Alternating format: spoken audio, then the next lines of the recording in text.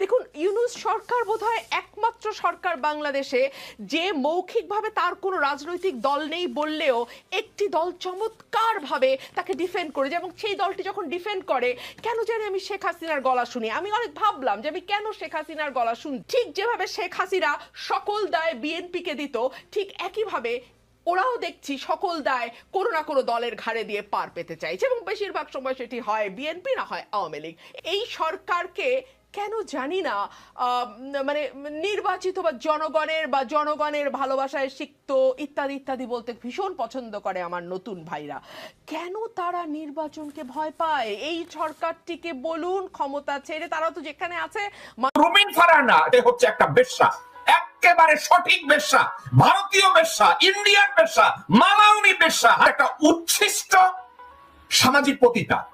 এই নডি রুমিন সে বলে ইউনূস সরকার সার্বিকভাবে ব্যর্থ, ইউনূস সরকার দেশের কোনো উন্নতি করে না, এবং যে কোনো মূল্যে ইউনূসকে তাড়াতাড়ি সরাইয়া তাড়াতাড়ি একটা নির্বাচন দেওয়া হোক, যাতে ওর বাতা ভারত আইসা এখানে একটা ভাগ বসাইতে পারে। যে ব্যক্তি নিয়োগ পাওয়ার 3 দিনের মাথায় প্লট পাওয়ার জন্য পাগল হয়ে যায়, যে ব্যক্তি আজকে ইসকনের একটা ফিতা বাইন্দা লোকজনের সামনে রাবণের গীত গায়, সীতার গীত গায়, এর মতো লোক, এর মতো একজন নটি, তার উপরে বাংলাদেশের 17 কোটি মানুষ বা বাংলাদেশের রাজনীতি অথবা বাংলাদেশ জাতীয়তাবাদী দল, এর মতো একটা মানুষের প্রতি বাংলাদেশের রাজনীতি এর মতো মানুষের কাছ থেকে কি ভালো কিছু আশা করতে পারে? বেগম জিয়া আসার পরে হঠাৎ জড়ায় ধরে কাঁদলো, সে বুঝছে যে এবার এখন নাটকটা করতে পারলে একটা পজিশন মিলবে, নাটকটা ঠিক মতো করতে পারলে আমার একটা ফায়দা আছে, এই জন্য একেবারে কাইন্ডা পেশাব কইরা বমি কইরা চিন্তায় পড়ছে। যদি তাকে বলি সে একটা ব্যক্তি হিসাবে সে জাস্ট একটা উচ্ছিষ্ট সামাজিক পতিতা, উচ্ছিষ্টা, একেবারে একেবারে একেবারে নগণ্য শ্রেণীর লো লাইফ টাইপ একটা ব্যক্তি, যে স্বার্থের জন্য খালেদা জিয়াকে জড়াইয়া ধরবে, আবার স্বার্থের জন্য খালেদা জিয়ার পিঠে একটা ছুরি বসায় দিবে।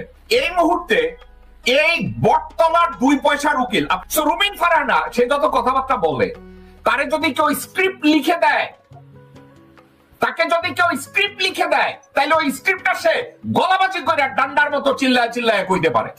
কিন্তু আমি একদিন যদি তাকে দেখতাম যে একটা ব্রিফিং নিয়ে একটা হিয়ারিং কেমনে করে যাদের সামনে, আমি তাহলে দেখতাম তার পরনের জাইঙ্গার রং লাল না কালা, আমি দেখে ফলাইতাম। আমি এটা দেখি নাই, কিন্তু আমার কথা হইতেছে নৈতিকভাবে আমি জিজ্ঞাসা করি, সাবজেক্টটা নৈতিক। আপনাকে যদি বলা হয় যে আপনি আটলান্টিক পাড়ি দিতে হবে একটা নৌকায় কইরা, এখন আপনি আপনার সাথে এমন একজন মানুষকে খুঁজবেন, নিবেন, যাকে আপনি 100% বিশ্বাস করেন যে আপনার প্রতি লয়াল, তাকেই আপনি আপনার সঙ্গী করবেন, কারণ আপনি আটলান্টিক পাড়ি দিবেন। আপনি কি রুমিন ফারহানার মতো লোককে বিশ্বাস করে আপনার সাথে নিবেন? রুমিন ফারহানা ইদানিং যে আওয়ামী লীগের গণতান্ত্রিক অধিকার নিয়ে গলা ফাটায়, যে এখন বিভিন্ন টক শোতে গিয়ে ইসকনের একটা ফিতা হাতে দিয়ে আঙ্গুল দোলায়, এ কি আসলে বিএনপি আসলে করে? ব্রাহ্মণবাড়িয়া যেখান থেকে সে রাজনীতি করার জন্য এমপি ইলেকশনের জন্য লাফালাফি করছে, ওই এরিয়ায় কেউ তারে চায় না। তার এরিয়ায় লোকজনরা বলে নডি রুমিন। নডির অর্থ কি আমি জানি না, আপনি জানেন কিনা আমি জানি না, নডি না নটি এর অর্থ কি আমার ধারণা নাই। শিক্ষিত মানুষ, কোনো সন্দেহ নাই, কিন্তু নীতিগতভাবে সে হচ্ছে একটা বেশ্যা, একেবারে সঠিক বেশ্যা, ভারতীয় বেশ্যা, ইন্ডিয়ান বেশ্যা, মালাউনি বেশ্যা, হাসিনার বেশ্যা, নারায়ণ চন্দ্রপালের বেশ্যা। কিন্তু যখন তাকে গ্রেফতার করে আদালতে নেওয়া হলো, তখন সে বলছে আমি বিএনপি করি। কেন বিএনপি এখন ভারতের পাচাকে গন্ধটা কি শমশের মোবিন চৌধুরী পাইছে এই জন্য বলছে, নাকি অন্য কোনো কারণ আছে? এর চেয়ে বড় দন্যতা আর কি হতে পারে? একটা লোক যে জিয়া রহমানের সাথে পাশাপাশি যুদ্ধ করেছে, জিয়া পরিবার তাকে বিশ্বাস করেছে, তার শিক্ষাগত যোগ্যতা আছে, গভর্নমেন্টে তার ভালো পজিশন ছিল, এই লোকটা দলের সাথে বেইমানি করে, বাংলাদেশের সাথে বেইমানি করে সে ভারতের তল্পি বাহক হয়েছে, যেভাবে এইচটি ইমামরা হয়েছে, গহর রিজভির মতো লোকজনরা হয়েছে, জাস্ট হয়েছে, কুত্তার বাচ্চার পরিচয়টা তাদের কাছে ভালো মনে হয়েছে নিজের স্বার্থে। এই শুয়োরের বাচ্চা বেগম জিয়াকে অসম্মান করেছে, তারেক রহমানকে অসম্মান করেছে, বিএনপিকে অসম্মান করেছে, বিএনপির আন্দোলনের পিছে ছুরিকাঘাত করেছে। এই কুত্তার বাচ্চা আজকের আদালতে গিয়ে বলে আমি বিএনপি করতাম। এর চেয়ে আর দন্যতা, এর চেয়ে আর হাস্যকর আর কি হতে পারে? এটা কি জানেন? টানবাজারের একজন বেশ্যা এসে বলে আমি একসময় ইমামতি করতাম। এই সামাজিক বেশ্যা এবং পতিত ভারতীয় চুতপারানির ছেলে $29 মিলিয়ন স্যাটেলাইটকে 235 মিলিয়ন 300 মিলিয়ন খরচ করে এই বালবন্ধু স্যাটেলাইট উৎক্ষেপণ করেছে, যা বাংলাদেশের রাষ্ট্রীয় কোনো কাজে লাগে নাই। যে স্যাটেলাইটের অবস্থান বর্তমানে ফিলিপিন্স বা আকাশে অক্ষাংশের এমন একটা জায়গায় দাঁড়ায় আছে, বাংলাদেশের কোন জায়গায় তা কাজে আসছে না। দর্শকবৃন্দ, এই $29-30 মিলিয়ন স্যাটেলাইটকে $300 মিলিয়ন নিয়ে এখানে জয় নিজে ইনভেস্ট করে নাই, সালমান রহমান কোন ইনভেস্ট করে নাই, সরকার ইনভেস্ট করেছে, কিন্তু এর মালিকানা বাংলাদেশ সরকারের না। আমি ডক্টর আসিফ নজরুল এবং অর্থ মন্ত্রণালয়ের দায়িত্বে যিনি আছেন তার দৃষ্টি আকর্ষণ করে বলছে, এই স্যাটেলাইটের উপরে 3 সদস্যের একটা কমিশন গঠন করা হোক, তাদেরকে ইনভেস্টিগেট করার দায়িত্ব দেওয়া হোক, অথবা এফবিআই কে ডেকে এটা ইনভেস্টিগেট করার দায়িত্ব দেওয়া হোক, সঠিক তথ্য উপস্থাপন করা হোক যে স্যাটেলাইট নির্মাণে কত টাকা খরচ হয়েছে। এটা বাংলাদেশের জনগণ জানতে চায়, কারণ এই টাকাটা তাদের। এবং প্রতি মাসে এর ব্যবস্থাপনার জন্য সজীব আহমেদ ওয়াজেদকে $4.1 মিলিয়ন দেওয়া হতো শুধু ব্যবস্থাপনার জন্য, মেইনটেনেন্সের জন্য, স্যাটেলাইট মেইনটেনেন্সের কাজ করা। এই শুয়োরের বাচ্চা এখন বলে স্যাটেলাইট নষ্ট হলেও সে দায়িত্ব নেবে না। আরে শুয়োরের বাচ্চা, তোরে দায়িত্ব কে দেয়? শালা নটির পোলা, তোরে দায়িত্ব দেবে কুত্তার বাচ্চা? তুই দায়িত্ব নেয়ার কে? কুত্তার বাচ্চা, তুই স্যাটেলাইটের কি জানিস? হারামজাদা শুয়োর। আমি অত্যন্ত দুঃখিত, আমি বাজে শব্দ ব্যবহার করেছি এই শুয়োরের উপরে। আপনি কি এটার উপরে কোনো মন্তব্য করবেন? জয় বলেছে সে ওটা স্যাটেলাইট নষ্ট হলেও দায়িত্ব নেবে না। ওকে দায়িত্ব নেওয়ার কথা কে বলেছে?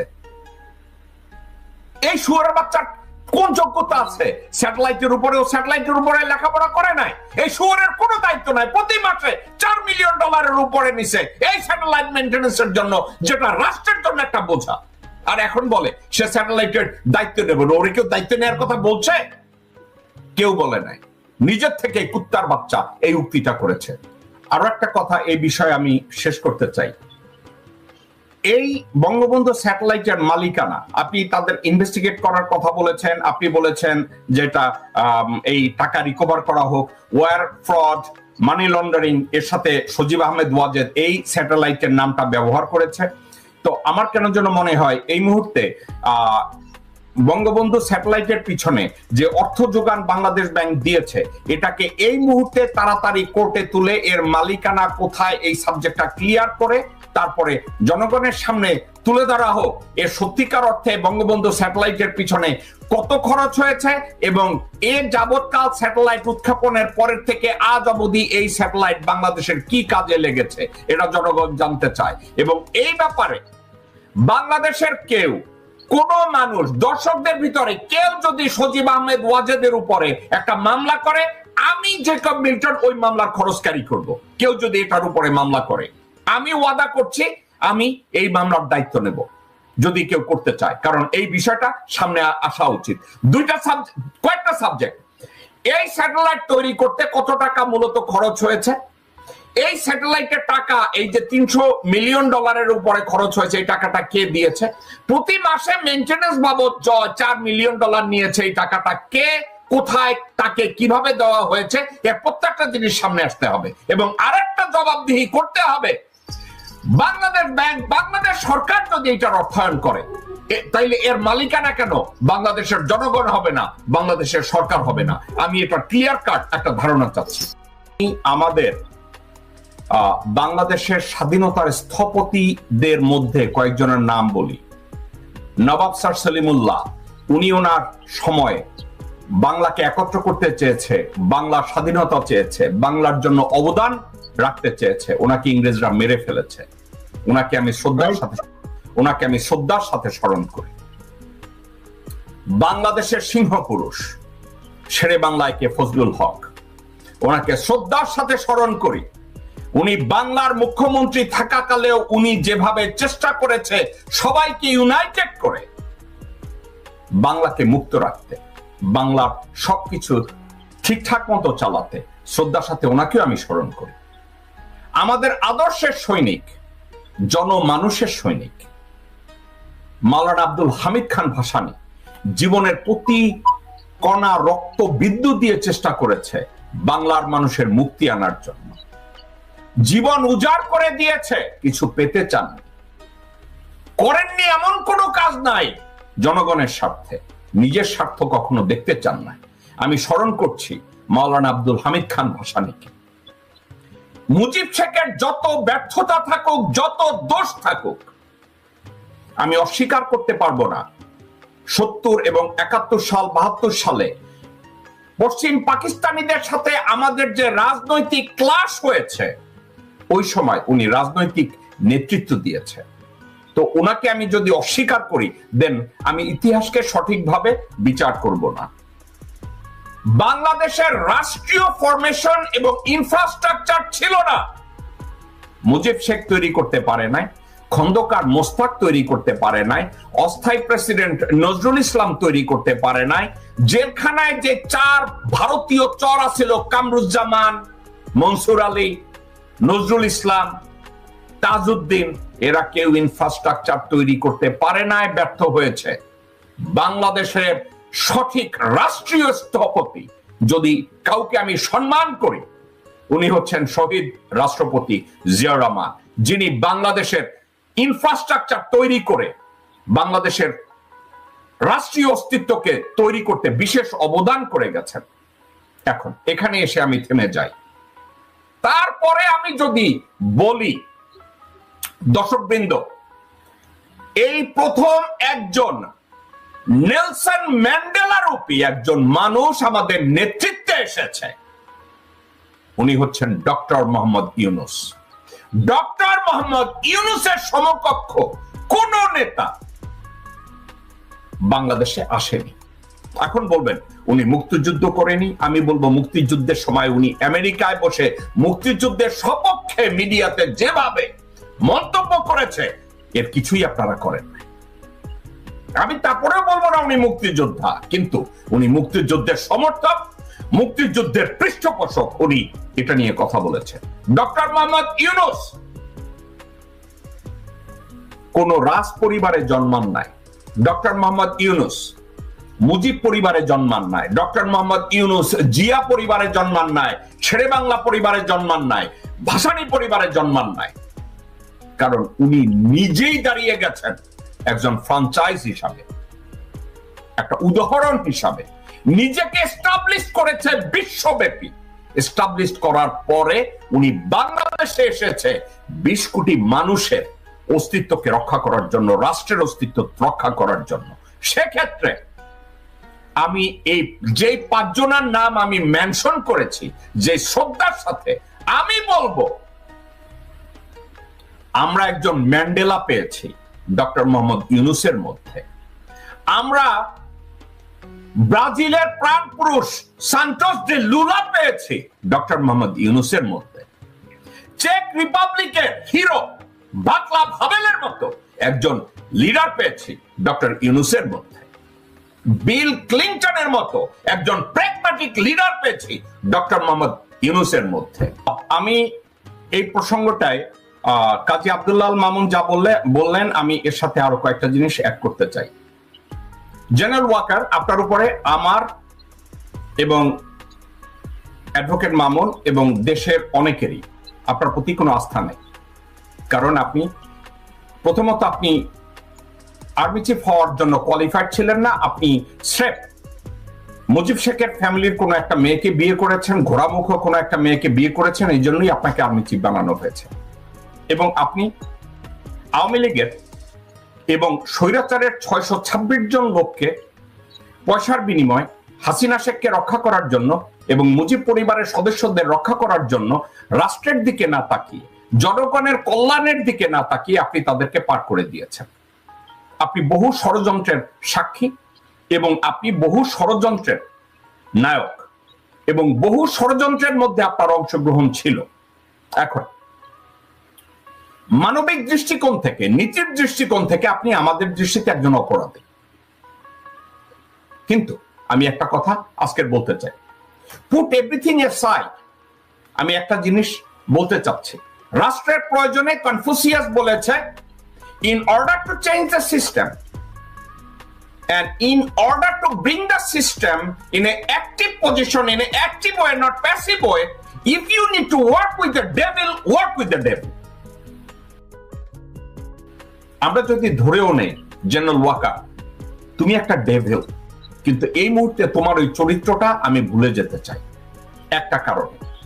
মানুষের পরিবর্তন হয়, মানুষের মনের পরিবর্তন হয়। আমি তোমাকে benefit of the doubt, general Walker আপনাকে বেনিফিট অফ দ্য ডাউট দেওয়ার মতো চরিত্র আপনার না, কিন্তু তারপরে আপনাকে বলছি, আমি জেনারেল জাহাঙ্গীর আলম, ডক্টর আসিফ নজরুল এদের কারো দৃষ্টি আকর্ষণ করি না, আমি জেনারেল ওয়াকার আপনার দৃষ্টি আকর্ষণ করে এই কথাটা বলছি। ধরে নিলাম আপনি একটা ডেভিল, কিন্তু বাংলাদেশের 17 কোটি 20 কোটি মানুষের স্বার্থে, বাংলাদেশের অস্তিত্বের স্বার্থে আপনাকে আমি যে কথাটা বলি মনোযোগ দিয়ে শুনে রাখুন।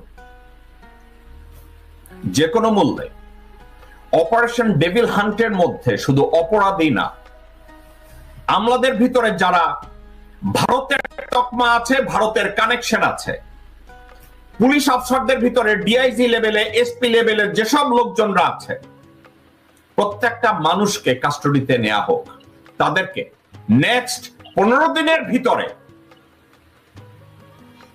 তাদের পদ থেকে ওএসডি করে তাদেরকে কাস্টডিতে নেয়ার পরে আপনি দেখেন দেশের আইন শৃঙ্খলা পরিস্থিতি কোথায় যায়। আপনি যদি অপরাধীদেরকে ধরে, জেনারেল ওয়াকার এবং ডক্টর আসিফ নজরুল আমারে আইন শিখায়েন না, আপনি অপরাধীদের ধরার পরে অপরাধীদের ভিতরে ক্যাটাগরাইজ করুন। একটা আছে লং টার্ম গোল আর একটা আছে শর্ট টার্ম গোল। যারা চুরি ছেঁচড়ামি করে তাদেরকে ইমিডিয়েট একটা ট্রাইব্যুনালে বিচার করেন, তাদেরকে রেগুলার কোর্টে পাঠানোর দরকার নাই। কেউ পকেট মারছে তাকে ম্যাজিস্ট্রেট কোর্টে পাঠানোর দরকার নাই, একটা ট্রাইব্যুনাল করে দেন। ওই ট্রাইব্যুনালে ওইখানে ওই ছেঁচড়ামির জন্য তাকে 10,000 টাকা ফাইন করেন, তার নাকে খত নেন, ফিঙ্গারপ্রিন্ট নিয়ে তাকে ছেড়ে দেন। কিন্তু যারা স্বৈরাচারের সাথে জড়িত, যারা ভারতের সাথে জড়িত, ভারতের সাথে যাদের বিন্দু মাত্র কানেকশন আছে, তাদের প্রত্যেককে দিয়ে বাংলাদেশের প্রত্যেকটা কারাগারকে ভরে দেওয়া হোক। এদের জন্য তদন্ত করা হোক অপারেশন ডেভিল হান্ট, এবং সাকসেস করার জন্য আর্মির ম্যাজিস্ট্রেসি পাওয়ারের আমি 110% ইমপ্লিমেন্টেশন চাই। জেনারেল ওয়াকার, আপনি এবং অন্য দুই বাহিনীর প্রধান যদি এই কাজটা করতে পারেন, আপনাকে চাইলে বাংলাদেশের জনগণ মাফ করলে করতেও পারে। আমি অনলাইন যারা অ্যাক্টিভিস্ট, আমি তাদের কারো সাথে কণ্ঠ মিলাই না। আমি কণ্ঠ মিলানোর ব্যবসায় ভালো না। আমি লেখাপড়া করতে পারি, আমি উদাহরণ টানতে পারি, আমি আমার অভিজ্ঞতাকে আপনাদের সামনে দিতে পারি। মঈনকে আমি হেট করি, কিন্তু তারপরও মঈন একটা কাজ করেছিল, জেনারেল ওয়াকার, ওখান থেকে আপনি শিখতে পারেন। এই মুহূর্তে আর্মির ম্যাজিস্ট্রেসি পাওয়ার আছে, এইটাকে ব্যবহার করে অপারেশন ডেভিল হান্টকে যদি সফল করা হয়